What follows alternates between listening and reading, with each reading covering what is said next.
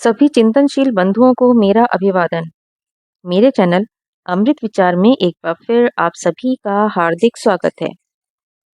सबसे पहले जिन लोगों ने मेरे चैनल को सब्सक्राइब किया है उन सभी का बहुत बहुत आभार, और जिन लोगों ने अभी तक मेरे चैनल को सब्सक्राइब नहीं किया है या जो लोग पहली बार मेरे चैनल से जुड़ रहे हैं, कृपया मेरे चैनल को सब्सक्राइब करें, लाइक करें और ज़्यादा से ज़्यादा लोगों को शेयर करें, जिससे मैं इसी प्रकार अन्य जानकारियां ज़्यादा से ज़्यादा लोगों तक पहुंचा सकूं।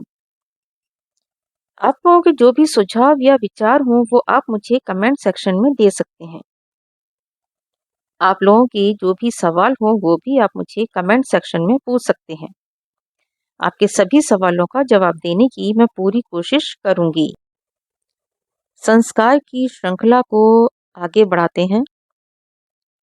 प्राचीन काल में प्रत्येक कार्य संस्कार से आरंभ होता था। उस समय संस्कारों की संख्या भी लगभग 40 थी। जैसे जैसे समय बदलता गया तथा व्यस्तता बढ़ती गई तो कुछ संस्कार स्वतः विलुप्त हो गए। इस प्रकार समय अनुसार संशोधित होकर संस्कारों की संख्या निर्धारित होती गई। गौतम स्मृति में 40 प्रकार के संस्कारों का उल्लेख है। महर्षि अंगिरा ने इनका अंतर्भाव 25 संस्कारों में किया है। व्यास स्मृति में 16 संस्कारों का वर्णन हुआ है। हमारे धर्मशास्त्रों में भी मुख्य रूप से 16 संस्कारों की व्याख्या की गई है। इनमें पहला गर्भाधान संस्कार और मृत्यु के उपरांत अंत्येष्टि अंतिम संस्कार है।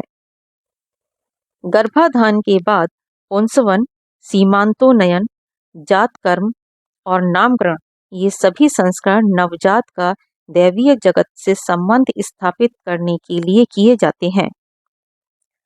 नामकरण के बाद चूड़ा कर्म और यज्ञोपवीत संस्कार, इसके बाद विवाह संस्कार होता है। यह गृहस्थ जीवन का सर्वाधिक महत्वपूर्ण संस्कार है। हिंदू धर्म में स्त्री और पुरुष दोनों के लिए यह सबसे बड़ा संस्कार है। गर्भाधान से विद्यारंभ तक के संस्कारों को गर्भ संस्कार भी कहते हैं।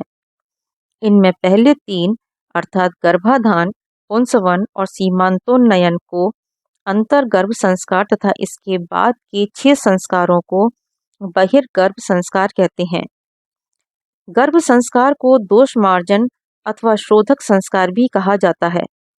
दोष मार्जन संस्कार का तात्पर्य यह है कि शिशु के पूर्व जन्मों से आए धर्म एवं कर्म से संबंधित दोषों तथा गर्भ में आई विकृतियों के मार्जन के लिए संस्कार किए जाते हैं। बाद वाले 6 संस्कारों को गुणाधान संस्कार कहा जाता है। हमारे शास्त्रों में मान्य 16 संस्कारों में गर्भाधान संस्कार पहला संस्कार है। गृहस्थ जीवन में प्रवेश करने के उपरांत प्रथम कर्तव्य के रूप में इस संस्कार को मान्यता दी गई है।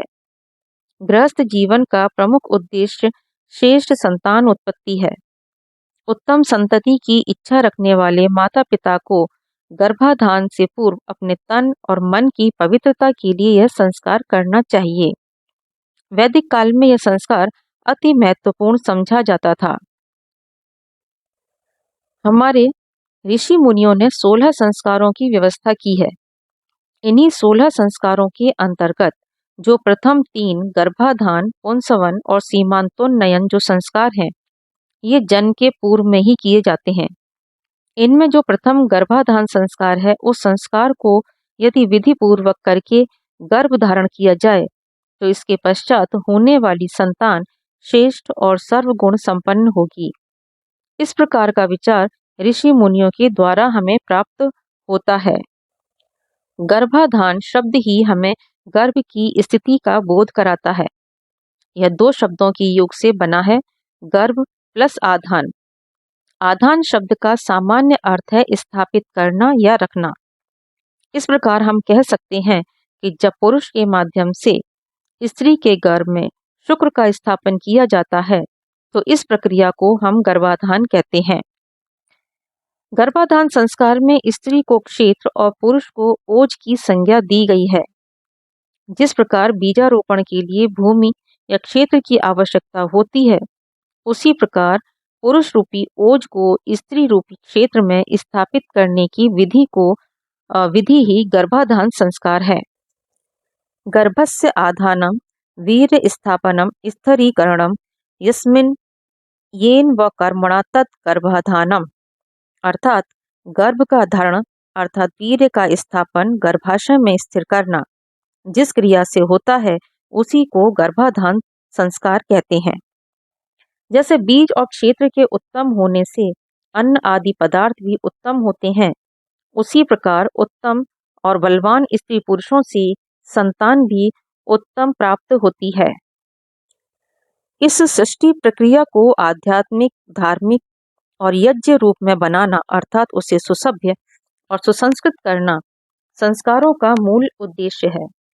सामान्य रूप से यदि हम देखते हैं तो संसार में रहने वाला प्रत्येक जीव, चाहे वह स्त्री वर्ग हो या पुरुष वर्ग का, सभी में प्राकृतिक रूप से सहवास होता है। उसका परिणाम संतानोत्पत्ति होता है। सृष्टि के प्रारंभ से ही मनुष्य पशुओं से भिन्न विवेक संपन्न प्राणी है। फिर भी मनुष्य की दुष्प्रवृत्तियों पर अंकुश लगाने के लिए ऋषि मुनियों ने गर्भाधान आदि संस्कारों का विधान किया, जिससे मनुष्य के स्वेच्छाचार और कामाचार पर नियंत्रण हो एवं सुसंस्कृत माता पिता के माध्यम से सुसंस्कृत और आध्यात्मिकता से परिपूर्ण संतान की उत्पत्ति हो। जिस प्रकार मनुष्य अपने आंतरिक हृदय की शुद्धि के लिए भक्ति आदि करता है, ठीक उसी प्रकार शरीर और बाह्य करणों की शुद्धि संस्कारों के माध्यम से होती है। गर्भाधान संस्कार की जो क्रिया है वह शरीर की बाह्य क्रिया है, परंतु उसका प्रभाव पूर्ण रूप से होने वाली संतान के मन, बुद्धि, चित्त एवं हृदय पर अवश्य देखने को मिलता है।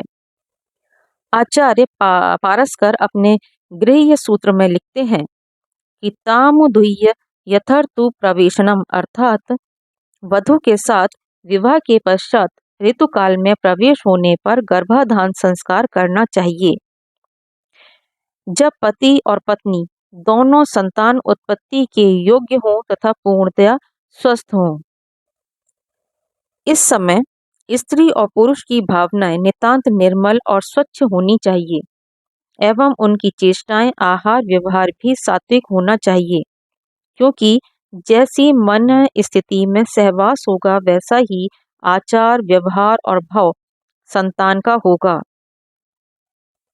गर्भाधान के पूर्व दुर्गंध, रुक्ष, बुद्धिनाशक, नशा आदि पदार्थों को छोड़ के जो शांति, आरोग्य, बल, बुद्धि, पराक्रम और सुशीलता से सभ्यता को प्राप्त करे, वैसे घृत, दुग्ध, मिष्ट, अन्नपान आदि श्रेष्ठ पदार्थों का सेवन करें, जिससे कि रजवीर्य भी दोषों से रहित होकर अति उत्तम गुणयुक्त हो। अतः हमारे ग्रंथों में शुद्धता का अत्यधिक महत्व प्रतिपादित किया गया है। आपको ये जानकारी कैसी लगी? कृपया मुझे कमेंट करके अवश्य बताएं। धन्यवाद।